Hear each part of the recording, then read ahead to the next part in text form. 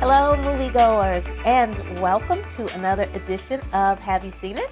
I am your host, Denise, and this week I am going to review the movie American Fiction. I have been waiting patiently for this film to come out, and it's finally out in a few theaters, and I think as we get further along into January, maybe it will be released in more movies nationwide. But American Fiction stars Jeffrey Wright, Tracy Ellis Ross, Sterling K. Brown, John Ortiz, Erica Alexander, Leslie Uggams, and Issa Rae. All right, so those are the main characters in this film. Wow, this was a really interesting film and one that I really enjoyed.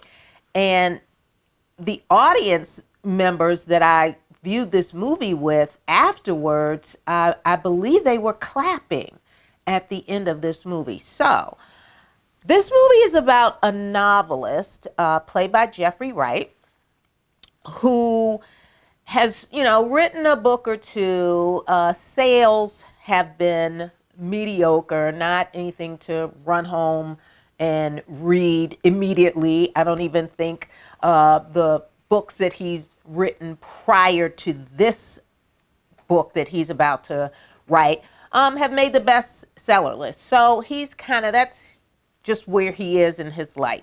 He has a sister who is played by Tracy Ellis Ross, and a brother who is played by Sterling K. Brown, and Leslie Uggams plays his mother. So the family dynamic is quite interesting. You have a mother who is in the beginning stages of Alzheimer's, so she goes in and out of that, and the family deals with that throughout the movie.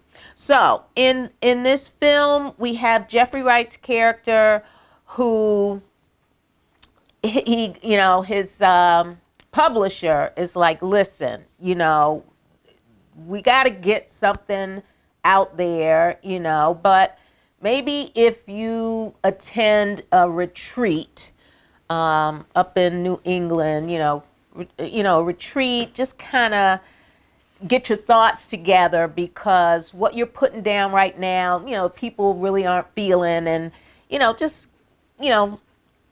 think about some things, do some reflection. He also needs kind of, maybe an attitude adjustment as well. But in talking with his publisher, the publisher says, hey, let's put a spin on kind of what you've been writing, where you've been going. And we want you to write from the Black perspective.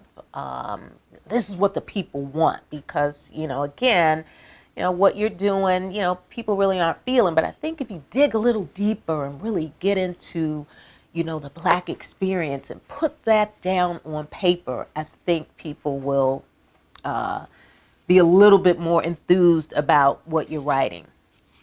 Fast forward, boy, does he lean into this reluctantly, because he doesn't want to write a book that is stereotypical of the Black experience, or Black men, or Black women, or whatever. He's just not down with that.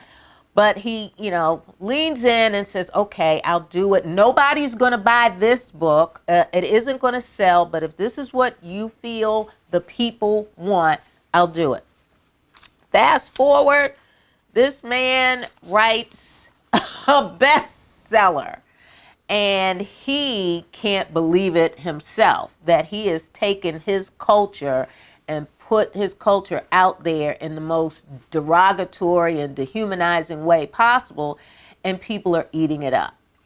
And so some reflection, deeper reflection, is what needs to happen at this point. And so when he does write this book, he doesn't want anyone to know it's him, so he comes up with an alias and calls himself Stagger Lee. So you got to figure that part out.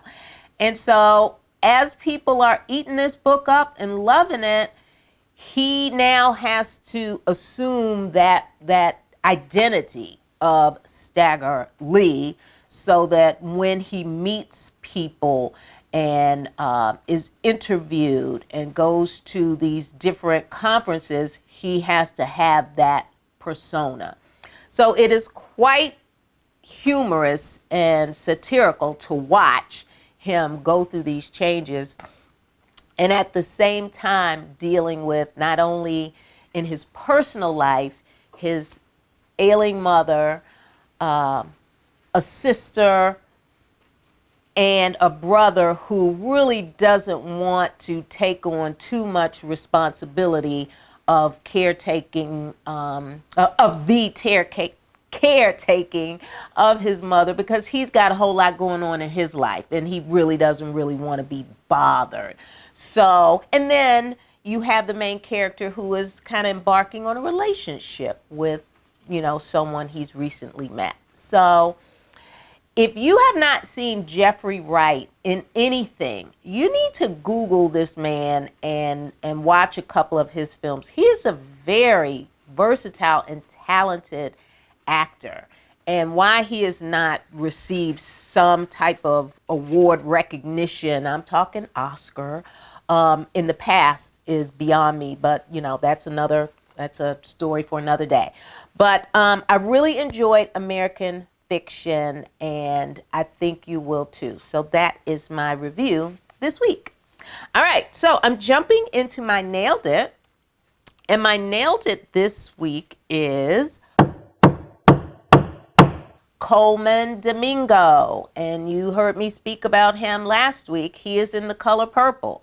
But he's my Nailed It this week because of the movie Rustin. All right? If you do not know Baynard Rustin, and I did not until a few years ago, he was the organizer of the March on Washington, okay? Very charismatic, energetic. He was a planner, organizer, a civil rights activist that many people did not know about. But in this movie, you're going to learn a lot about him. He was openly gay, and he played the role of just a person who dug his heels in, wanted to make something happen on a level that the civil rights had not seen before. And I think he did a fabulous job. Not knowing who he was, I didn't know if his portrayal was authentic and real, but apparently from what I've heard, he did an excellent job. So, Colman Domingo from the movie Rustin, that's on Netflix. He is my Nailed It. All right, folks. So you can subscribe to our YouTube channel. Make sure you hit that like button. And we are available on every podcast platform in the universe. Just type in, "Have you seen it?" with Denise, and there I will be. All right, moviegoers, you know what to do. Until next week, I need you to go see a movie because I'm going to see a movie. Until next week, bye-bye.